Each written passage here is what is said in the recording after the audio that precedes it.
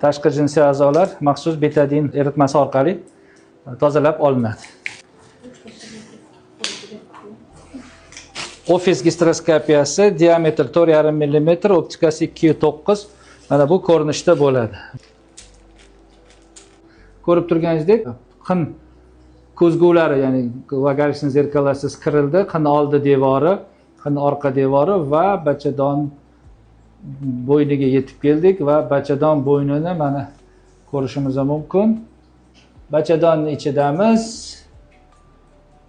Demak, bachadon bo'yni polipini oyoqchasiga keldik va oyoqchasi mikroqaychilar yordamida mana ko'rib turishingiz mumkin. Mana demak.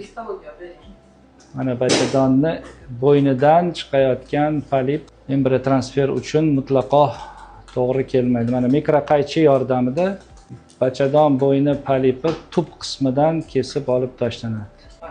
Mana bachadon bo'ynidagi polipi, mana ildizi, mana bu kichkina ildizi olib tashlandi. Bu hozir mikrokapillyar xonash, bu hech qanday rol o'ynamaydi. Tutdik.